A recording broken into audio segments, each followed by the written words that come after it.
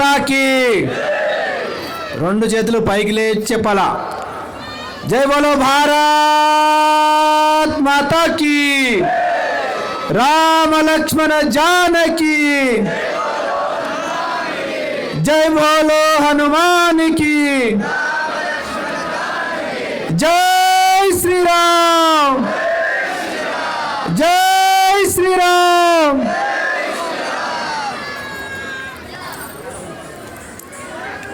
హిందూ సమ్మేళనం వేదిక మీద ఉన్నటువంటి పెద్దలకి, కార్యక్రమానికి విచ్చేసిన ఒక మహిళలకి, మాతృమూర్తులకి, పెద్దలకి, చిన్నారులకి అందరికీ రాష్ట్రీయ స్వయం సేవక సంఘ ప్రారంభించబడి 100 ఏళ్ళు పూర్తయిన తర్వాత జరుపుకునేటువంటి ఈ హిందూ సమ్మేళనం యొక్క శుభాకాంక్షలు తెలియజేస్తూ, మనమంతా హిందువులం, భారతమాత యొక్క బిడ్డలం. మన దేశం హిందూ దేశం, మనమంతా హిందువులం. ప్రపంచంలో ఏదైనా ఒక గొప్ప దేశం ఉంది అంటే అది కేవలం భారతదేశమే అని మనం చెప్పాల్సి ఉంటుంది. ప్రపంచంలో ఏదైనా ఒక వీరోచితమైన ఒక జాతి ఉంది అంటే అది హిందూ జాతి అని ప్రపంచమంతా చెబుతుంది. కాబట్టి ఈరోజు మనం ఇక్కడ ఈ ఎల్లమ్మ బండలో, ఈ యొక్క చౌరస్తాలో సాయంత్రం నుంచి అందరము చిన్నారులతో సహా, కుటుంబంతో సహా అందరూ వచ్చి ఇక్కడ సమావేశమైనాం. ఒకటి సమావేశానికి మూల కారణం, ప్రధానమైనటువంటి ఒక సందర్భం ఏమిటి అంటే ఆర్ఎస్ఎస్ ప్రారంభించబడి 100 ఏళ్ళు పూర్తయిపోయినాయి మొన్నటి దసరాకే. అందులో అనేక కార్యక్రమాలు నిర్వహించబడుతున్నాయి. అందులో భాగంగా మన బస్తీలో ఈరోజు మనమందరం హిందువులం అనేటువంటి ఒక భావన నిర్మాణం చేయడానికి ఈరోజు హిందూ సమ్మేళనాన్ని నిర్వహించుకుంటున్నాం. కాబట్టి ఈ ఆర్ఎస్ఎస్ ప్రారంభించబడి 100 ఏళ్ళకు అయితే ఈ ఎల్లమ్మ బండకి ఏం సంబంధం? ఇందులో ఉన్నట్టుగా హిందువులకు ఏం సంబంధం? హిందువులందరూ వచ్చి ఇక్కడ కూర్చొని అందరూ చెప్పింది వినాలి అనేటువంటిది ఏంటి సంబంధం? అంటే మనందరినీ కలపడానికే కారణం ఆర్ఎస్ఎస్. కాబట్టి ఆర్ఎస్ఎస్ ఏందో తెలుసుకోవాలి కదా. ఇట్లాంటి సభలు మన రాష్ట్రంలో 6000 జరుగుతున్నాయి. దేశం మొత్తం లోపల 1,64,000 సభలు జరుగుతున్నాయి. అంటే స్వాతంత్రం తర్వాత మన దేశంలో ప్రజలందరూ కూడా బస్తీలలో, గల్లీలలో అందరూ వచ్చి ఒక దగ్గర కూర్చొని ఈ విధంగా హిందుత్వం గురించి మాట్లాడుకునేటువంటి వాతావరణం నిర్మాణమైంది అంటే దానికి కారణం రాష్ట్రీయ స్వయం సేవక సంఘ. మరి 100 ఏళ్ల క్రితం ప్రారంభమైంది. ఎవరు ప్రారంభించి ఉండొచ్చు దీన్ని? తెలియదు, ఆయన పేరు మనకు తెలియదు. కానీ 100 ఏళ్ల క్రితము డాక్టర్ కేశవరావు అనేటువంటి ఒక డాక్టర్ చదివినటువంటి ఒక వ్యక్తి మహారాష్ట్రలో నాగపూర్లో 5 మందితో ప్రారంభించారు. విజయదశమి రోజున ప్రారంభమైంది. 5 మందితోని, పెద్ద పెద్ద మేధావులతో కాదు, 5 మంది హై స్కూల్ విద్యార్థులతో ప్రారంభమైంది. మరి ఈరోజు ప్రపంచం మొత్తం లోపల 162 దేశాలకు విస్తరించింది. 100 ఏళ్లలో 162 దేశాలకు విస్తరించింది. హై స్కూల్ విద్యార్థులు ప్రారంభమైంది. ఈరోజు మనందరం చూడు, ఇక్కడ డాక్టర్లు, యాక్టర్లు అందరూ ఉన్నారు. ఇక్కడ అనేక మంది మేధావులు ఉన్నారు, టీచర్స్ ఉన్నారు, లెక్చరర్స్ ఉన్నారు, ప్రొఫెసర్స్ ఉన్నారు. 100 ఏళ్లలో అందరూ ఒక దగ్గరకు వచ్చినట్టుగా చేసినటువంటిది ఆ సంఘ శాఖ ఆర్ఎస్ఎస్. మరి ఎందుకు ప్రారంభమై ఉంటుంది? ఇది దేనికోసం ప్రారంభమైంది? అనేక మంది పేపర్లో తిడుతూ ఉంటారు ఆర్ఎస్ఎస్ని, లేకపోతే అనేక మంది రాజకీయ నాయకులు తిడుతూ ఉంటారు, విమర్శిస్తుంటారు. ఇది ముస్లింలకు వ్యతిరేకమని, క్రైస్తవులకు వ్యతిరేకమని, లేకపోతే ఏదో రాజకీయ పార్టీకి వ్యతిరేకమని, కొన్ని రాజకీయ పార్టీలకు అనుకూలమని మనకు పేపర్లో చదువుతూ ఉంటాం. ఒకవేళ ఇది అనేక మతాలకు కనుక వ్యతిరేకమై ఉంటే ఈరోజు ప్రపంచంలో 162 దేశాలకు ఎందుకు విస్తరిస్తుంది? ఆ దేశాల్లో హిందువులు లేరు, అక్కడ అనేక మతాల వాళ్ళే అనేక సంఘ శాఖ వస్తున్నారు. మరి ఒకటి ఆర్ఎస్ఎస్ అనేటువంటిది ఎవరికీ వ్యతిరేకం కాదు. మరి ఆర్ఎస్ఎస్ సిద్ధాంతం ఏమిటి వ్యతిరేకం కాకపోతే? ఈ ఆర్ఎస్ఎస్ సిద్ధాంతాన్ని ఆర్ఎస్ఎస్ను ప్రారంభించిన వ్యక్తి ప్రారంభించి వెళ్ళారు. వారు జన్మతః దేశభక్తుడు. వారి యొక్క పూర్వీకుల గ్రామం మన తెలంగాణలోనే నిజామాబాద్ జిల్లాలో కందకుర్తి అనే గ్రామం ఉంది. అది కందకుర్తి కాదు, స్కందకుర్తి. 18 పురాణాల్లో ఒక పురాణము స్కంద పురాణం అని ఉంది. ఆ స్కంద పురాణం అక్కడ రాయబడింది అనేటువంటి ఒక చరిత్ర ఉంది మనకి. అక్కడ 3 నదులు ప్రవహిస్తుంటాయి, ఒకటి దగ్గర కలుస్తాయి. మన తెలంగాణలో నాసిక్లో ప్రారంభించబడేటువంటి పుట్టినటువంటి ఒక గోదావరి నది అక్కడ మన తెలంగాణలో ప్రవేశిస్తుంది. ఆ తర్వాత హరిద్ర మంజీరా నదులు అక్కడ కలుస్తాయి, 2 ఉపనదులు. దాన్ని త్రివేణి సంగమం అంటాం. ఆ త్రివేణి సంగమం ఉన్నటువంటి ఒక కందకుర్తిలో ఈ యొక్క ఆర్ఎస్ఎస్ యొక్క పూర్వీకుల గ్రామం అది. మొన్ననే ఏప్రిల్లో 11వ తేదీ నాడు వాళ్ళ యొక్క ఇల్లును ఒక పెద్ద మందిరంలాగా కట్టారు. ఆ తర్వాత అక్కడ ఒక 10 ఎకరాల్లో కొని అక్కడ ఒక పెద్ద విద్యాలయం ప్రారంభం కాబోతుంది. ఇక్కడ నుంచి మరి నాగపూర్కి ఎందుకు వెళ్ళారంటే మొన్నటిదాకా మనకు కరోనా వచ్చింది. ఆ రోజుల లోపల ప్లేగు వ్యాధి అని ఒకటి వచ్చింది. ఈ రోజేమో కరోనా వస్తే మనం ఇంట్లోనే ఉండి తగ్గించుకుని మన అమ్మ వండి పెడితే తిన్నాం. కానీ ఆ రోజు ప్లేగు వ్యాధి వస్తే ఒకరికి ప్లేగు వ్యాధి వచ్చిందంటే అతను ఆ ఇంట్లోనే వదిలిపెట్టేసి ఇంట్లోందరూ వెళ్ళిపోయేటువంటి ఊరు బయట పోయి గుడిసెలు వేసుకుంటారు.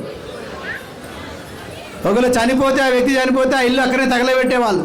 అలాంటి భయంకరమైన ఒక వ్యాధి ప్లేగు వ్యాధి. అలాంటి సమయంలో వాళ్ళు అక్కడ ప్లేగు వ్యాధి వస్తే ఆ ఊరు వదిలిపెట్టి నాగపూర్కి వెళ్ళారు. నాగపూర్ వెళ్ళిన తర్వాత ఈ కేశవరావు జన్మించాడు. అప్పుడు కూడా ప్లేగు వ్యాధి విస్తరించింది. ఈ కేశవరావు యొక్క తల్లిదండ్రులు ఇద్దరు కూడా అనేక వందల మంది యొక్క శవాలను దహన సంస్కారాలు మొదలుపెట్టారు. వాళ్ళు రోజుకు 100-200 శవాలని వాళ్ళు దహన సంస్కారాలు చేసేవాళ్ళు. వాళ్ళు ముట్టుకుంటే రోగం వస్తుందని తెలుసు, వాళ్ళకి ముట్టుకుంటే వీళ్ళు కూడా వస్తుందని తెలుసు, కానీ ఎవరు చేసలేరు. మరి మనిషిని అలాగే వదిలేయాలనా? చనిపోయేటప్పుడు కూడా ఆయన కనీసం దాన సంస్కారం నోచుకోవద్దా అని చెప్పేసి ఈ కేశవరావు యొక్క తల్లిదండ్రులు ఇద్దరు వాళ్ళ అనేక మందికి దాన సంస్కారాలు చేస్తూ ఇద్దరికి వ్యాధి సోకింది. ఇద్దరు ఒకే రోజు చనిపోయినారు. ఆయన వయసు 3 సంవత్సరాల వయసు. అప్పుడు ఆయన బంధువుల దగ్గర ఉండి చదువుకోవడం మొదలుపెట్టాడు. పాఠశాల చదువుతున్నప్పుడే వందే మాతరం పాఠశాల అందరితో అనిపించాడు. వందే మాతరం అనిపించినందుకు ఆ చుట్టుపక్కల ప్రాంతాల్లో చదువుకోకుండా అప్పుడు ఉన్నటువంటి ఒక ఆంగ్లేయ ప్రభుత్వం ఆయనను వెలేసింది. ఆయన సుదూర ప్రదేశాలు ఎక్కడెక్కడో బంధువుల దగ్గరికి వెళ్ళి చివరికి కలకత్తా వెళ్ళి కలకత్తాలో డాక్టర్ పూర్తి చేశాడు. డాక్టర్ పూర్తి కాకముందే ఆయనకు క్యాంపస్ సెలక్షన్ వచ్చింది. నీకు ఉద్యోగం వచ్చింది, ఆయన నీ కష్టాలను తీరినట్టు ఆయన ప్రిన్సిపాల్ చెప్తే నేను ఉద్యోగం చేయదలుచుకోలేను. ఆ ఉద్యోగం ఎక్కడ? బర్మా దేశంలో, బ్రహ్మదేశంలో వచ్చింది. కాబట్టి నేను ఉద్యోగానికి వెళ్ళదలుచుకోలేను. నేను చదువుకున్న ఒక చదువు ఈ దేశం కోసం ఉపయోగపడాలి. నేను ఒక మనిషికి పట్టిన ఒక రోగాన్ని నయం చేయడానికి నేను డాక్టర్ చదువుకోలేదు. ఈ దేశానికి పట్టిన ఒక రోగాన్ని నయం చేయడానికి నేను డాక్టర్ చదువుతున్నాను. కాబట్టి ఇప్పుడు దేశానికి స్వతంత్రం లేదు. కాబట్టి నా కర్తవ్యం ఏమిటి? స్వతంత్రోద్యమంలో పాల్గొనాలా, భారత మాత యొక్క బానిస సంఖ్యలను తెంచాలా. కాబట్టి నేను నాగపూర్కి వెళ్ళి స్వతంత్రోద్యమంలో పాల్గొంటానని చెప్పేసి నా విద్య పూర్తి చేసిన తర్వాత నాగపూర్కి వచ్చాడు. నాగపూర్లో వచ్చేసరికి అక్కడ ఉద్యమం అయినటువంటిది ఆయన చదువుతున్నటువంటి ఒక రోజుల్లోనే కలకత్తా అంటే మనందరూ తెలుసు విప్లవకారులకి అడ్డా. ఇప్పుడు వందే మాతరంతో మనం ప్రారంభించాం. అలాంటి వందే మాతరం రాసిన ఒక బంకిం చంద్ర చటర్జీ పుట్టినటువంటి గడ్డ బెంగాల్ గడ్డ.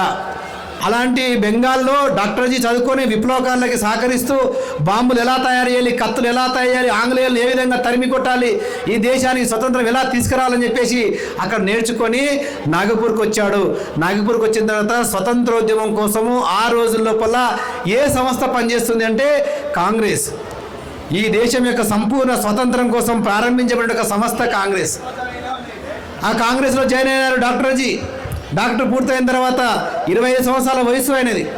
25 సంవత్సరాల వయసులోనే కాంగ్రెస్లో జాయిన్ అయినారు. వారికి ఆ రోజుల లోపల అఖిల భారత యూత్ కాంగ్రెస్ ప్రెసిడెంట్ పోస్ట్ ఇచ్చారు. వారు దేశం మొత్తం లోపల తిరిగి అనేక వేల సభలు నిర్వహించారు. లక్షలాది మంది యువకులకి దేశభక్తిని నూరిపోశారు. కానీ ఆ సభలన్నీ కూడా ఎలా ప్రారంభమయ్యేటువంటి అంటే పూర్తి వందే మాతరంతో ప్రారంభమయ్యేటువంటివి.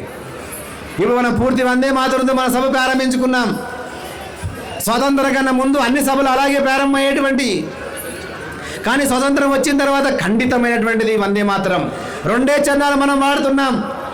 కానీ ఈరోజు దేశం మొత్తం లోపల లక్షల సభల లోపల పూర్తి వందే మాతరాన్ని మళ్ళీ మనం ప్రారంభించాము. రాష్ట్రీయ స్వయం సేవక్ సంఘ్ యొక్క హిందూ సమ్మేళనాల లోపల కొన్ని డాక్టర్జీ ఆ రోజు అనేక సభల్లో వందే మాతరం కొద్దిమంది వేదిక మీద కూర్చున్నారు. ఇతర మతస్థులు కూర్చొని పూర్తి వందే మాతరానికి మేము వ్యతిరేకం అన్నారు. కానీ పోరాటం చేసిన సంస్థ లక్ష్యం ఏమిటి? సంపూర్ణ స్వాతంత్రం. సంపూర్ణ స్వతంత్రం రావాలంటే వందే మాతరం పూర్తిగా పాడాలి. కాబట్టి ఒక దగ్గర ఈ వందే మాతరం పాడొద్దంటే ఓకే, వందే మాతరం పాడలే. ఇంకొక దగ్గర భారత మాతాకి జై అనే నినాదాన్ని ఖండించారు. అప్పుడు డాక్టర్జీ ఆలోచించాడు, సంపూర్ణ స్వతంత్రం కోసం ప్రారంభించిన ఒక ఉద్యమం తప్పుదోవబడుతుంది, కాబట్టి దీన్ని సరి చేయాలి అని చెప్పేసి అధ్యయనం మొదలుపెట్టాడు. ఈ దేశానికి స్వతంత్ర పోరాటం ఇప్పుడే జరుగుతుందా? ఈ దేశానికి స్వతంత్రం గతంలో లేదా? ఈ భారత గడ్డ పైన ఇప్పుడే స్వతంత్ర పోరాటం జరుగుతుందా? గతంలో మనకు స్వతంత్రం రాలేదా అని చెప్పేసి అధ్యయనం చేశాడు. ఈ దేశానికి స్వతంత్రం అనేక సార్లు వచ్చింది, పోయింది. ఈ దేశం పైన ఊనులు దాడి చేశారు, ప్రపంచమంతా దాడి చేశారు ఊనులు, భారతదేశం అంతటా విస్తరించారు ఊనులు. ఎలాంటి వాళ్ళంటే ఈ ఊనులు అంటే ఒక పతంగిని వదిలిపెడతారు, ఒక గాలిపటాన్ని. ఆ గాలిపటం వదిలిపెడితే గాలిపటం ఏ ఇంటి మీద వాళ్తే ఆ ఇంట్లో ఉన్నటువంటి ఒక ఆడపడుచును ఎత్తికెళ్ళేటువంటి వాళ్ళు. వందలాది మంది మానభంగం చేసి ముక్కలు ముక్కలుగా నరికి కాకులకు గద్దలకు వేసేటువంటి వాళ్ళు. అలాంటి క్రూరమైనటువంటి ఒక జాతి హూనులు. ఇలాంటి జాతి భూమి మీద ఉండాల్సిన అవసరం ఉందా అని ఆలోచించి అప్పుడు ఉన్నటువంటి ఒక హిందూ సమాజం కులాలకు అతీతంగా వాళ్ళ కులాలే లేవు. అప్పుడు అన్ని వృత్తులు మాత్రమే.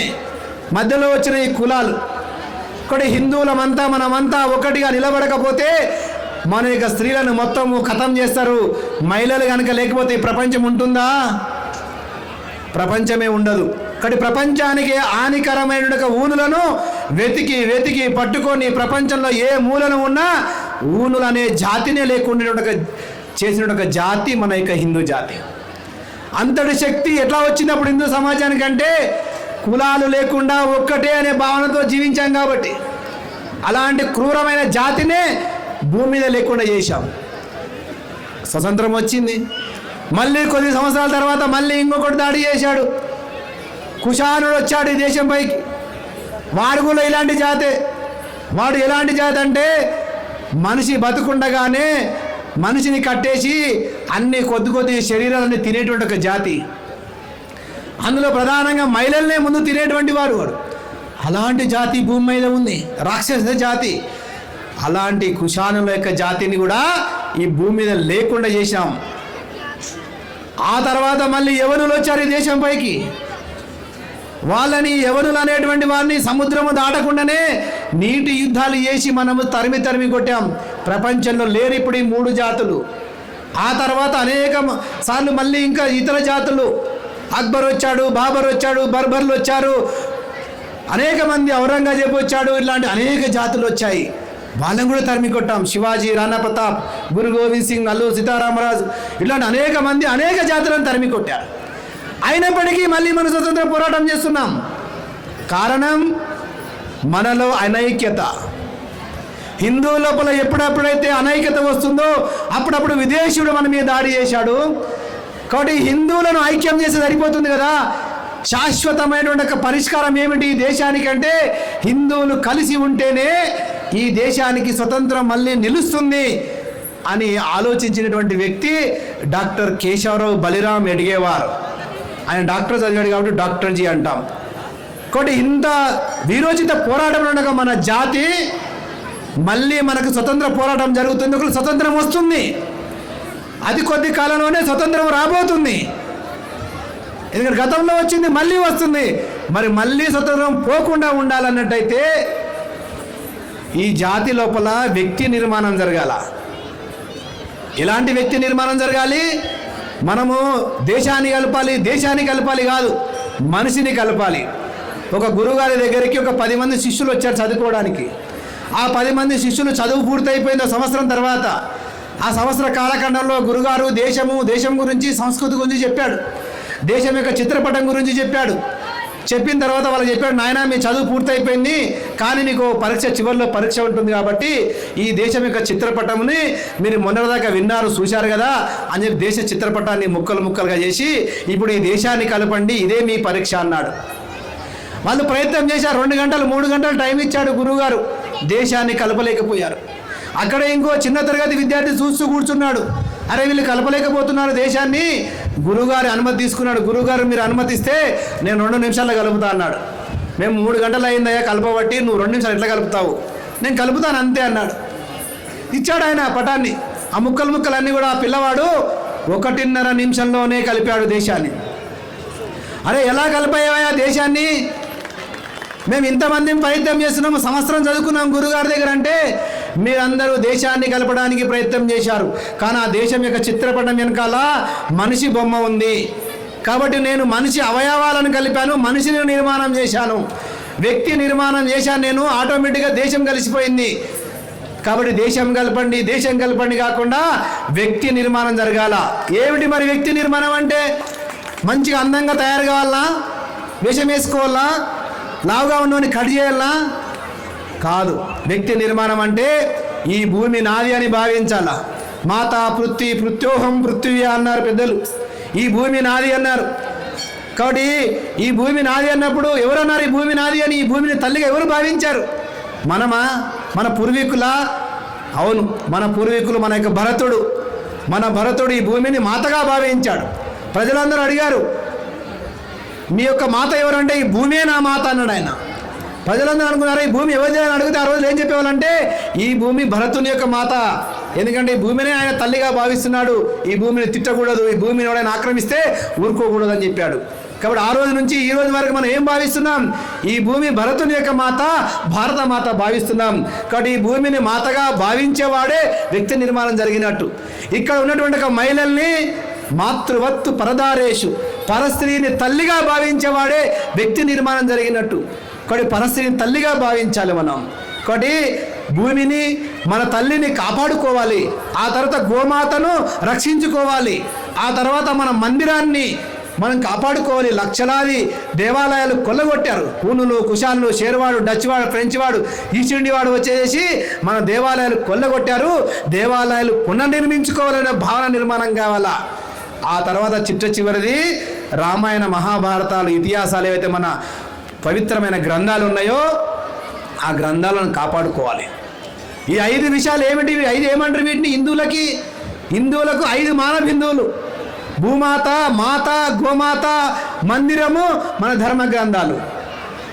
కాబట్టి 5టిని కాపాడుకునేవాడే హిందువు.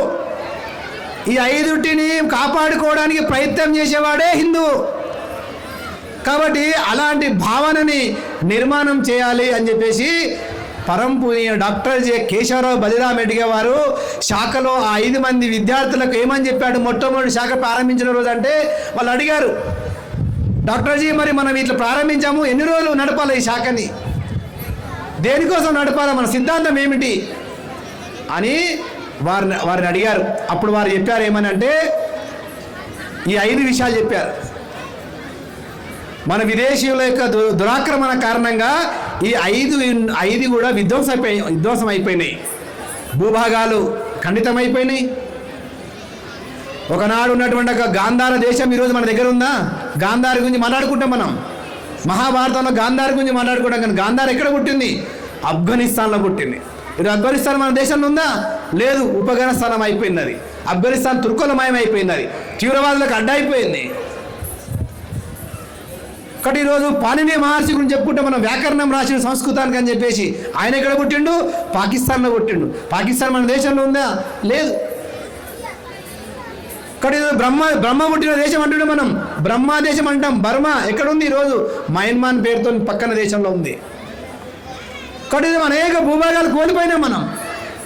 కాబట్టి అఖండ భారతాన్ని మళ్ళీ నిర్మించుకోవాలి అని చెప్పేసి శాఖలో ఉన్న ఒక 5 మంది విద్యార్థులు చెప్పాడు. మన సిద్ధార్థం ఈ 5టిని కాపాడుకోవాలి. కాబట్టి నాటి నుంచి నేటి వరకు మన సిద్ధాంతం మారలే. కాబట్టి మనం 162 దేశాలకు విస్తరించాం. కాబట్టి మరి విస్తరించి ఏం చేశాం? ఈ దేశంలో విస్తరించి ఏం చేశామంటే 162 దేశాలకు విస్తరించింది కాబట్టి ప్రపంచంలో ఈరోజు మన గురించి ఆలోచించేటువంటి వాళ్ళు ఉన్నారు. చిన్నజీయర్ స్వామి ఒక 4 సంవత్సరాల క్రితము అమెరికాకు పిలిపించారు. ఎందుకు? అమెరికాలో కూడా ఆర్ఎస్ఎస్ శాఖ ఉంది.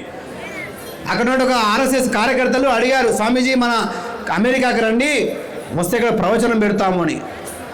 వారు చెప్పారు, నా మాట ఎవడింటాడయ్యా అక్కడ అని. ఉన్నారు స్వామి రండి అని. పోయినాడు ఆయన. ఒక 30 రోజులు పోయినాడు. 30 రోజులు ఉపన్యాసం వారి ప్రవచనం పెడితే 3 కోట్ల మంది వాళ్ళు ప్రవచనాలు వినడానికి వచ్చారు అమెరికాలో. వాళ్ళందరూ హిందువులు కాదు. ఆ 30 రోజుల తర్వాత 450 చర్చి యొక్క ఫాదర్లు వచ్చి, స్వామీజీ మా చర్చికి ఎవరూ రావడం లేదు, కాబట్టి ఈ చర్చిలు మీరు కొనుక్కోండి. నా దగ్గర డబ్బులు ఎక్కడయ్యా అంటే ఉచితంగానే ఇచ్చేశారట. భక్తులు అడిగారు, ఏం చేద్దామయ్యా 450 చర్చిలు అంటే, 450 చర్చిలలో మన దేవతలు కోటాను కోట్ల మంది దేవతలు ఉన్నారు స్వామీజీ. ఎల్లమ్మ, మైసమ్మ, పోషమ్మ, ఉరుడమ్మ, అనేక మంది దుర్గమ్మ, ఇట్లా అనేక మంది దేవతలు ఉన్నారు. అన్ని దేవాలయాలు నిర్మాణం చేద్దామని చెప్పారు. ఈరోజు అమెరికాలో 450 చర్చిలు దేవాలయాలుగా మారిపోయినాయి. కారణం రాష్ట్రీయ స్వయం సేవక సంఘం ఆ దేశానికి వెళ్ళింది కాబట్టి, ప్రజల లోపల మానసిక భావన నిర్మాణం చేశాం కాబట్టి ఇతర మతస్థులు కూడా మనలో రావాలి, ఇది శ్రేష్టమైందని భావిస్తున్నారు వాళ్ళు. రామ్దేవ్ బాబు అని లండన్ పిలిచారు. రామ్దేవ్ బాబుని పిలవని చెప్పాడు, నేను లండన్ రాను అని చెప్పాడు ఆయన. ఎందుకు స్వామి అంటే, ఆ లండన్ ఉన్నటువంటి వాడు బ్రిటిష్ వాడు, ఆ ఇంగ్లాండ్ వాడు మన దేశంలో అనేక వేల మంది యోగ గురువులను చంపేశారు వాళ్ళు. మన దేశం మీద ఆక్రమణ చేసి అనేక ఆశ్రమాలకు వెళ్ళి యోగ నేర్పే గురువులను చెట్టు గచ్చేసి కింద మంట పెట్టి చంపేశారు. లక్షల గ్రామాల్లో పూజాలను చంపేశారు. అలాంటి దేశానికి నేను రాను అన్నాడు. లేదు స్వామీజీ ఇక్కడ ఆర్ఎస్ఎస్ శాఖ ప్రారంభించాం, మీరు రావాలా? సరే ఆయన వెళ్ళాడు. ఆయన 41 రోజులు యోగా నేర్పాడు. అక్కడ 41 రోజుల్లో 4 కోట్ల మంది యోగా నేర్చుకున్నారు. గుర్తుపెట్టుకోండి. ఏ దేశమైతే ఆర్ఎస్ఎస్ను ప్రారంభించిన వ్యక్తిని జైల్లో వేశారో, ఏ దేశం వాడైతే భారతదేశం మీద దాడి చేసి భారతదేశం యొక్క సంస్కృతిని నాశనం చేయడానికి అనేక మంది సాధు సంతులను చంపేశారో, అదే దేశం పైన కాషాయ జెండా ఎగురుతుంది. ఈరోజు 4 కోట్ల మంది ముక్కు మూసుకొని యోగా చేసి సర్వే జన సుఖినో భవంతు అనేటువంటి ఒక మంత్రాన్ని జపించారు. కానీ ప్రపంచమంతా సంఘం ఏం చేస్తుందంటే, ఏ దేశం మనల్ని విమర్శించిందో, ఇంకో మా సంస్కృతి గొప్పది, మీరు మా దానిలోకి రమ్మని బలవంతంగా మతం మార్చలే. మనం మాది చెప్తున్నాం, మీరు మీ ఇష్టం ఉంటే రండి, లేకపోతే లేదు. కానీ వాళ్ళంతల వాళ్ళే మన ధర్మంలోకి వస్తున్నారు ఈరోజు. అలా చెప్పుకుంటే ప్రపంచంలో అనేక దేశాలు మన ధర్మాన్ని పాటిస్తున్నాయి.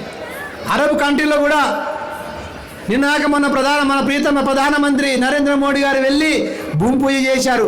మళ్ళీ ఓపెనింగ్ కూడా వెళ్ళారు, దేవాలయం యొక్క ఓపెనింగ్కి అరబ్ కంట్రీల్లో. అంటే వాళ్ళ దేశంలో కూడా మనిషి ప్రశాంతంగా ఉండాలంటే దేవాలయం అవసరం ప్రపంచమంతటా. ఏ ఊర్లో దేవాలయం ఉంటుందో ఆ ఊర్లో ప్రజలు కాపాడబడతారు. ఏ గల్లీలో దేవాలయం ఉంటుందో ఆ గల్లీలో ప్రజలు కాపాడబడతారు. దేవాలయం అంటే ఏమిటి? దేవాలయం ఎట్లా నిర్మాణం అవుతుంది? ఉట్టిగా ఒక ఫ్లెక్సీ పెడతారా? ఓ రాయి తీసుకొచ్చి పెడతారా? రూపము లేనటువంటి ఒక రాయికి రూపం తీసుకొస్తారు. ప్రాణము లేనటువంటి ఒక ఆ విగ్రహం లోపలికి ప్రాణ ప్రతిష్ఠ చేస్తారు. ఆ తర్వాత అక్కడ యంత్రము, తంత్రము, మంత్రాలు, వేద మంత్రాలతోని దానిలో ప్రాణ ప్రతిష్ఠ చేసి శక్తిని నింపుతారు మన వేద పండితులు. అలాంటి శక్తి ప్రపంచంలో ఎవరికి ఉంది? హిందూ ధర్మానికి మాత్రమే ఉంది. కాబట్టి ఈరోజు ప్రపంచమంతటా హిందూ దేవాలయాలు వెలుగుతున్నాయి. ఒకవేళ సంఘమే ప్రారంభం కాకుంటే, రాష్ట్రీయ స్వయం సేవక సంఘే ప్రారంభం కాకుంటే ఈ ప్రపంచమంతా హిందూ దేవాలయాలు ఉండేటివే కావు. గతంలో లేవా అంటే ఉన్నాయి. రష్యా అని మనం పిలుస్తుంటాం. రష్యా పేరు ఎందుకు వచ్చింది? ఋషులందరూ తపస్సు చేసేటువంటి ఒక దేశం అది, కాబట్టి దాన్ని రష్యా అన్నారు. ఈరోజు వెస్టిండీస్లో కూడా మన రామాయణం ఉంది. చైనాలో రామాయణం పేరుతో యూనివర్సిటీ ఉంది. ఒకటి చైనా పక్కకు ఇండోనేషియా ఉంది. ఇండోనేషియా లోపల ఆ యొక్క ఎయిర్పోర్ట్కి మన యొక్క గరుడ ఎయిర్పోర్ట్ అని పేరు పెట్టారు. ఆ ఇండోనేషియాలో రోజు రాత్రిపూట రామాయణం గురించి ఒక కథ చదువుకున్నాక ఎవరు వండుకోరట. అంటే ప్రపంచం అంతటా మన సంస్కృతి విస్తరించి ఉంది, కానీ మనకు తెలియదు. మనం ఎంతసేపు ఇతర దేశాలు ఇతర మతాలు వెంబడి పడుతున్నాం. కాబట్టి ఈరోజు ప్రపంచం అంతటా విస్తరించినటువంటి కారణం ఏమిటంటే ప్రతి దేశం లోపల ఈరోజు 162 దేశాల్లో ఆర్ఎస్ఎస్ కార్యకర్తలు వెళ్ళి అక్కడ ఉన్న ప్రజల్ని, హిందువులను అందరినీ కూడా ఐక్యం చేస్తున్నారు. ఎందుకోసం? ఇతర మతాలను చంపడానికా? కాదు. సర్వే జన సుఖినో భవంతు సర్వే సంతు నిరామయ అన్న మనం. ప్రపంచమంతా సుఖంగా ఉండాలి, అందరూ ఒకటే అనే భావన మనకుంది. మనకు విభేదాలు లేవు, కానీ అక్కడ విభేదాలు సృష్టిస్తున్నారు. మనలో కులాలు లేవు, అక్కడ కులాలు సృష్టిస్తున్నారు. కాబట్టి రాష్ట్రీయ స్వయం సేవక్ సంఘ్ కులాలకు అతీతంగా, మతాలకు అతీతంగా మానవత్వాన్ని ఒక ఆయుధంగా తీసుకొని ఈ యొక్క ప్రకృతిని కాపాడడానికి, దేశాన్ని, ధర్మాన్ని కాపాడడానికి 100 సంవత్సరాల యొక్క మౌన పోరాటం చేసిన సంస్థ రాష్ట్రీయ స్వయం సేవక్ సంఘ్. మరి ప్రపంచం అంతా బాగానే చేసింది సార్, మన దేశంలో ఏం చేసింది అడుగు చాలామంది. ఈరోజు మనం ఇలా కూర్చోవడానికి కారణం ఆర్ఎస్ఎస్ఏ.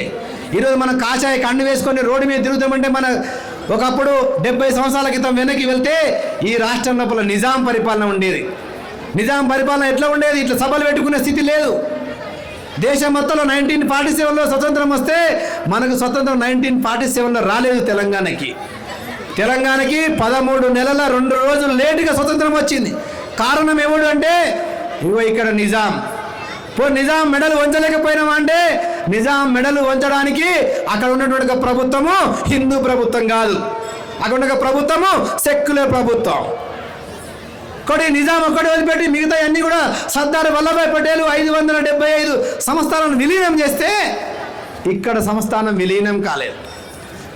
దానికోసం ఏం పోరాటం చేసినా మరి ఈ యొక్క తెలంగాణలో ఉన్నటువంటి ఆడపడుచులు గోల్కొండ కోటలో బోనం ఎత్తి భువనగిరి కోటలో బోనం పూర్తి చేశారు. ఆషాఢ మాసంలో ప్రారంభమవుతున్నాయి బోనాలు. ఆ తర్వాత శ్రావణ మాసంలో ముగుస్తాయి మన తెలంగాణలో బోనాల పండుగ. బోనాల పండుగ అంటే ఏమిటి? మేకపిల్లను, గొర్రె పిల్లను బలి ఇవ్వడం. అందరూ చూస్తుండగా, పిల్ల జిల్లా ముసలి ముక్కి అందరూ చూస్తుండగా ఆ ఇంట్లో బోనం బయటకు వస్తుంది. ఆడపిల్ల బోనం ఎత్తుతుంది, అందరి మధ్యలో ఒక బలి ఇస్తారు. ఒక్కటే వేటుకు గొర్రె తలకాయ దిగలాల. దేనికోసం ఈ సిగ్నల్? దేనికి? ఈ బోనాల పండుగ తర్వాత రాబోయే 2 నెలల తర్వాత ఏమిటి? ఈ రాష్ట్రంలో ఉన్నటువంటి 10 లక్షల మంది రజాకాలని నరికివేయాల. ఎవరి శపథం ఇది? తెలంగాణ ఆడపడుచుల యొక్క శపథం, సంకల్పం. దాని కారణంగా భక్తితో బోనాల పండుగ ఎత్తారు. ఆ తర్వాత 2 నెలల తర్వాత ఈ రజాకాలను తెలంగాణ ప్రజలే గ్రామాన ఉరికిచ్చి కొట్టినటువంటి కారణంగా అనేక మంది పారిపోయారు. ఆ తర్వాత పొలో ఆపరేషన్ సర్దార్ వల్లభాయ్ పటేల్ వచ్చాడు. 3 రోజుల్లో తెలంగాణను విముక్తి చేసినటువంటి గడ్డ ఈ తెలంగాణ గడ్డ. అంతటి శక్తి ఉంది ఇక్కడ మహిళలకి. కలకత్తా కాళీ, కనక దుర్గమ్మ ఆవహించింది వాళ్ళందరినీ. కాబట్టే తుష్కులు అందరినీ కూడా తరిమి కొట్టాం. అలాంటి శక్తి నిర్మాణం చేసినటువంటిదే రాష్ట్రీయ స్వయం సేవక్ సంఘ్. కానీ స్వతంత్రం వచ్చింది, స్వావలంబన రాలే. స్వతంత్రం వచ్చింది, బానిసత్వమే ఉంది. కాబట్టి రాష్ట్రీయ స్వయం సేవక్ సంఘ్ ఈ దేశంలో ఆలోచించింది. స్వతంత్రం వచ్చింది కానీ మరి మన గుళ్ళు నిర్మాణం అవుతలేవు. స్వతంత్రం వచ్చింది, తక్షశిల, నలంద, విక్రమశిల లాంటి విశ్వవిద్యాలయాల నిర్మాణం కావడం లేదు. మరి దీనికి ఏమిటి ప్రత్యామ్నాయం? ఏమిటి? స్వతంత్రం వచ్చింది కానీ దేవాలయాల నిర్మాణం కావడం లేదు. స్వతంత్రం వచ్చింది, మన రామాయణ మహాభారతాలు మన పాఠ్యాంశంలో రావడం లేదు. స్వతంత్రం వచ్చింది, గో హత్య చట్టం రావడం లేదు. స్వతంత్రం వచ్చింది, పాకిస్తాన్ విడిపోయింది, బంగ్లాదేశ్ విడిపోయింది, అన్నీ విడిపోయినాయి. కానీ మరి దానికోసం ప్రత్యేకంగా ప్రణాళిక లేదు. కాబట్టి అప్పుడు ఒక పెద్దలు, ఆర్ఎస్ఎస్ పెద్దలు ఆలోచించారు, ఈ దేశం మళ్ళీ పునర్వైభవం రావాలి అన్నట్టయితే స్వతంత్రం వచ్చింది కానీ ప్రజల్లో స్వాభిమాన నిర్మాణం చేయాలా, దానికోసం అన్ని రంగాల్లో ప్రవేశించాలని చెప్పేసి మొట్టమొదటిసారిగానే మన దేశం యొక్క చరిత్ర చూస్తే దేశం విడిపోతూ మన యొక్క అంబేద్కర్ రాసిన రాజ్యాంగము కాశ్మీర్లో అమలు కాలే. కాశ్మీర్లో ఎందుకు అమలు కాలే? అప్పుడు ప్రధానమంత్రి కాశ్మీర్లో ఇద్దరు ప్రధానమంత్రులు, అక్కడ ప్రధానమంత్రి ఇక్కడ ప్రధానమంత్రి, ఏక్ దేశ్ మే దో ప్రధాన్, ఏక్ దేశ్ మే దో నిషాన్, ఏక్ దేశ్ మే దో విధాన్. ఇది ఎక్కడ న్యాయం? ఒకటే దేశంలో ఇద్దరు ప్రధానమంత్రులు ఉంటారా? ఉండరు. దానికోసం మరి ఏమిటి? ప్రభుత్వంలో ప్రశ్నించే వాళ్ళు లేడు, పార్లమెంట్లో ప్రశ్నించే వాళ్ళు లేడు, ప్రజల్లో అవగాహన లేదు. ఇప్పటికిప్పటికి ఉద్యమం చేయలేం. శాశ్వతమైన పరిష్కారం రావాలన్నట్టయితే ఈ దేశంలో యువతలో దేశభక్తి రావాలా. దానికోసం 1949లోనే అఖిల భారత విద్యార్థి పరిషత్ అనే ఒక సంస్థను ప్రారంభించి యావత్ దేశంలో ఉన్న అన్ని యూనివర్సిటీ, స్కూళ్ళు, కాలేజీల్లో జ్ఞానం, శీలం, ఏకత పేరుతోని ఏబీపీని ప్రారంభించారు. చెలో కాశ్మీర్ పేరుతోని కాశ్మీర్ వెళ్ళారు. కాశ్మీర్ వెళ్తే వందలాది మందిని మన ప్రభుత్వమే చంపేసింది మన యొక్క యువకులని. అప్పుడు కొద్దిమంది యువకులు సంకల్పం చేశారు, ప్రాణాలైనా అర్పిస్తాం, ఈ దేశాన్ని కాపాడుకుంటాం, ఎప్పటికైనా ఇక్కడ అంబేద్కర్ రాసిన రాజ్యాంగాన్ని అమలు జరిగేటట్టుగా చూస్తామని చెప్పేసి సంకల్పం తీసుకొని బయటికి వచ్చారు అప్పుడు ఒక ఏబీపీ కార్యకర్తలు. మొన్న 2018లో 370 ఆర్టికల్ రద్దయింది. కారణం జాతీయవాదం ఉన్నటువంటి వ్యక్తులు పార్లమెంట్లో రాజ్యసభలోకి వెళ్ళారు, ఆ రాష్ట్రపతి అయినారు కాబట్టి 370 ఆర్టికల్ రద్దు కాగలిగింది. అక్కడ ఇప్పుడు ఎస్సీ, ఎస్టీ, బీసీలకు అందరికీ రిజర్వేషన్స్ మొన్న 2018 నుంచి ప్రారంభమైనాయి. ఇక్కడ అంబేద్కర్ రాసిన రాజ్యాంగం ఇప్పుడు దేశమంతటా అమలవుతుంది. దేశమంతటా ఒకటే రాజ్యాంగం అమలవుతుంది. ఇప్పుడు ఆ తర్వాత మన దేశంలో మన ఊళ్ళను తరిమి కొట్టాం, కుశాలను తరిమి కొట్టాం, ఎవరిని తరిమి కొట్టాం అని చెప్పేసి అంటున్నాం. ఆ తరిమి కొట్టడానికి ఎవరు ఉద్యమం చేశారు, ఎవరు పిలిపించారు? ప్రజలందరూ ఒక్కటి ఎట్లా అయినారు అప్పుడు అంటే ప్రతి 12 ఏళ్ళకోసారి కుంభమేళ జరిగేది. ఆ కుంభమేళాలో జరిగిన 12 ఏళ్ళు ఏమైంది దేశంలో, రాబోయే 12 ఏళ్ళు ఏం చేయాలని చెప్పేసి తీర్మానం చేసుకొని వెళ్ళేవాళ్ళు. దీన్ని నిర్వహించే వాళ్ళు ఎవరు? సాధు సంతులు, మఠాధిపతులు, పీఠాధిపతులు, యోగ సాధులు, నాగ సాధువులు. స్వతంత్రం వచ్చిన సమయానికి 500 ఏళ్ళు అయింది బంద్ అయ్యి కుంభమేళ నిర్వహిద్దామని చెప్పేసి కొద్దిమంది స్వామీజీలు ప్రధానమంత్రిని కలిశారు. అప్పుడున్న ప్రధానమంత్రిని కలిసి ప్రధానమంత్రి చెప్పాడు, కుంభమేళ లేదు, ఏం లేదు, జావ్ అన్నాడు ఆయన. ఆ స్వామీజీలు అక్కడే సంకల్పం తీసుకున్నారు. ఏమని? ఎట్టి పరిస్థితుల్లో మేము నిర్వహిస్తామని చెప్పేసి 1952లో కుంభమేళ కోసం వెళ్ళారు. కుంభమేళ ప్రారంభం కాకముందే 1200 మంది సాధు సంతులను అప్పుడున్న ప్రభుత్వం చంపేసింది. ఆ తర్వాత అప్పుడు ఒక ఆర్ఎస్ఎస్ యొక్క పెద్ద గురూజీ ఆలోచించారు, ఈరోజు 1200 మంది కుంభమేళ ప్రారంభించడానికి పోతే చంపేశారు కదా, రాబోయే 12 ఏళ్ళ తర్వాత జరగబోయే కుంభమేళాని ఈ ప్రపంచంలో ఒక్కడు కూడా ఆపడానికి వీల్లేదు. కేవలం భారతదేశమే కాదు, ప్రపంచం మొత్తం నుంచి కుంభమేళకి రావాలి. కుంభమేళాతోనే ఈ దేశం వైభవం పెరుగుతుంది అని చెప్పేసి 52లో అనుకున్నారు, ప్రయత్నం చేశారు. 64లో మొత్తము ముంబైలో మొత్తం దేశం మొత్తంలో ఉన్నటువంటి సాధు సంతులు, మఠాధిపతులు, పీఠాధిపతులు, నాగసాధులను ఒక పెద్ద ధర్మ సభ నిర్వహించారు కృష్ణాష్టమి రోజున. ఆ రోజు విశ్వ హిందూ పరిషత్తుని ప్రారంభించి ఏం సంకల్పం తీసుకుని మరి సాధు సంతులు అందరూ కలిసి, హిందవా సోదరా సర్వేన హిందూపతితో భవేత్, మమ దీక్ష హిందూ రక్ష, మమ మంత్ర సమానత. ఈ దేశంలో ఏ హిందూ కూడా అంటరాని వాడు కాదు, అందరూ సమానమే. కాబట్టి మనమందరం సాధు సంతులు, మఠాధిపతులు అందరం కలిసి ఈ దేశంలో అందరూ సమానమనే భావన నిర్మాణం చేద్దామని చెప్పేసి కృష్ణాష్టమి రోజున 64లో విశ్వ హిందూ పరిషత్తును ప్రారంభించుకున్నారు. 66లో మొదటి కుంభమేళాను నిర్ణయం చేశారు. మొదటి కుంభమేళ యొక్క లక్ష్యం ఏమిటంటే స్వస్థానమాగచ్చే, ఎవరైతే ధర్మాన్ని వదిలిపెట్టిపోయారో అందరిని వెనక్కి తీసుకొద్దామని చెప్పేసి ఆలోచించారు.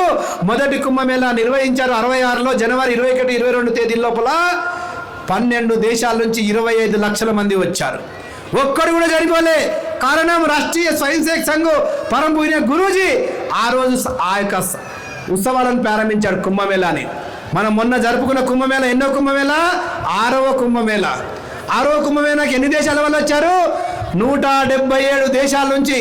ప్రపంచ జనాభాలో 28.3% జనాభా మొత్తం ప్రపంచం మొత్తం నుంచి అనేక మతాల వాళ్ళు, అనేక వర్గాల వాళ్ళు, అనేక పంతాల వాళ్ళు, ప్రపంచంలో ఉన్న అనేక మంది సాధులు, మఠాధిపతులు, పీఠాధిపతులు అనేక అన్ని వచ్చారు. ఎక్కడికి వచ్చారు? ప్రయాగకు వచ్చారు. ఎక్కడ మునిగారు? గంగలో, గంగా నదిలో మునిగారు. గంగామాతకి జై అన్నారు. పిడికడి మట్టి చేతిలో పట్టుకున్నారు. ఒక చెంబె నీళ్ళు తీసుకున్నారు. భారత మాతకి జై అని ప్రపంచ దేశాలకు మళ్ళీ వెళ్ళిపోయారు.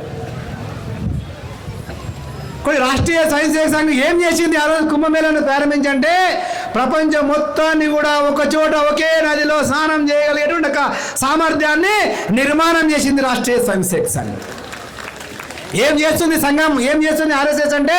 ప్రపంచాన్ని కలుపుతుంది. గుర్తుపెట్టుకోండి, ప్రపంచాన్ని కలిపే వ్యవస్థ ఏ మతము చేయలే ఇప్పటిదాకా. ప్రపంచాన్ని కలిపే ఏ వ్యవస్థ చేయలే, ఏ పార్టీ చేయలే. కానీ ప్రపంచాన్ని మొత్తాన్ని కూడా ఇంకో ఇక్కడికి వచ్చేటట్టు చేశాం. కానీ ఇక్కడ కొద్దిమంది విమర్శించారు. విమర్శించే వాళ్ళ గురించి ఎక్కువ మాట్లాడుకోవద్దు, ఎందుకంటే వాళ్ళు మంచోళ్ళు అయిపోతారు ఎక్కువ వాళ్ళు మాట్లాడుకుంటే. కాబట్టి ఎంతమంది విమర్శించినా, ఎన్నిసార్లు ఆర్ఎస్ఎస్ నిషేధించినా, ఎంతమందిని చంపేసినా, ఎంతమంది తలకాయలు తీసేసినా, వేలాది లక్షలాది మంది ఆర్ఎస్ఎస్ కార్యకర్తలు బలిదానమైనప్పటికీ కూడా ఇళ్లలో ఉన్న ఒక మాతలు వాళ్ళ యొక్క మాతృత్వము, వాళ్ళ యొక్క దాతృత్వము, వాళ్ళ యొక్క నేతృత్వము కారణంగా ఈరోజు యావత్ ప్రపంచంలో ఒక మంచి వాతావరణం నిర్మాణం చేయడం ఘనత ఈ దేశం యొక్క మహిళలదే. కానీ ప్రపంచమంతా ఒకవైపు వస్తుంది, ప్రపంచమంతా మన వైపు రావడం సిద్ధంగా ఉంది. మరి మనమేం చేయాలి? మనం విదేశాల వైపు వెళ్ళాలనా? వివేకానందుడు చెప్పాడు, ప్రపంచమంతా ఎదురు చూస్తుంది, ఎప్పుడెప్పుడు జ్ఞాన జ్యోతులు మా దేశానికి వచ్చి మమ్మల్ని జ్ఞానవంతులు చేస్తారని ఎదురు చూస్తుంది. ప్రపంచంలో అందరూ ఎదురు చూస్తున్నారు. ఓ యువకులారా, యువతులారా, శక్తివంతులు కండి అని చెప్పేసి వివేకానందుడు 150 సంవత్సరాల క్రితమే పిలుపునిచ్చాడు. కానీ మన యువతకు మరి మంచి మార్గం ఎక్కడుంది? ఈరోజు యువత అంతా కూడా డ్రగ్స్ మాఫియాలు వెళ్ళిపోయినారు. యువత అంతా కూడా రకరకాల రూపంలో వెళ్ళిపోతున్నారు. ఇక్కడ ఒక మనిషిని సన్మార్గంలో నడిపించి దేశము ధర్మం పట్ల నడిపించడం అనేటువంటిది నేరమా? ఇక్కడ దీనిలో పార్టీలకు ఏముంది, కులాలకు ఏముంది? కానీ ప్రపంచంలో ఈరోజు అందరూ ఒకవైపు నడవడానికి ఒక ఆధారభూతమైనటువంటిదే ఆర్ఎస్ఎస్. మరి దాన్ని తెలుసుకోవడానికి మీరు ప్రయత్నాలు చేయండి. ఇక్కడ కూడా ఆర్ఎస్ఎస్ శాఖలు ఉన్నాయి, అందరూ వెళ్ళడానికి ప్రయత్నం చేయాలి. కాబట్టి ఈ దేశంలో గోమాతను రక్షించడానికి, గోవధ చట్టం తీసుకురావడానికి అనేక రకాల ప్రయత్నాలు జరిగినాయి. 3 రోజుల్లోనే 85 లక్షల సంతకాలు సేకరించింది ఆర్ఎస్ఎస్. ఈ దేశంలో గుడ్డి వాళ్ళ కోసం ఒక సంఘం పెట్టింది. గుడ్డి వాళ్ళ కోసం ఒక సక్షం అనే ఒక ఆర్గనైజేషన్ ప్రారంభమైంది. ఈరోజు 6 మంది గుడ్డి వాళ్ళు మన పాఠశాలలో చదువుకున్నటువంటి వాళ్ళు కలెక్టర్లు అయ్యారు. గుర్తుపెట్టుకోండి. వనవాసి కళ్యాణాశ్రమం ప్రారంభించి అడవిలో ఉన్నటువంటి వాళ్ళందరినీ మన బంధువులే. వనవాసి, గిరివాసి, నగరవాసి అందరం ఒకటైన భావం నిర్మాణం చేయడానికి వనవాసుల లోపల అడవుల్లో ఉండే వాళ్ళని కూడా మన బంధువులుగా మార్చుకోవాలని చెప్పేసి ఉద్దేశంతో అక్కడ స్కూళ్ళు, పాఠశాలలు ప్రారంభించారు. మన పాఠశాల చదువుకున్న ఒక లింబోరామ్ అనే ఒక వ్యక్తి ఈరోజు ప్రపంచం లోపల అత్యంత శక్తివంతమైన ఒక విలువిద్యకు నెంబర్ 1 కోచరు లింబోరామ్. మన పాఠశాల చదువుకున్న ఒక వ్యక్తి. మన వనవాసి కళ్యాణాశ్రమం యొక్క పాఠశాల చదువుకున్న ఒక వ్యక్తులు ఈరోజు 175 మంది ఐఏఎస్ ఆఫీసర్లు ఉన్నారు ఈరోజు దేశం లోపల. సరస్వతి శిశు మందిరాలు ప్రారంభించాం దేశమంతటా.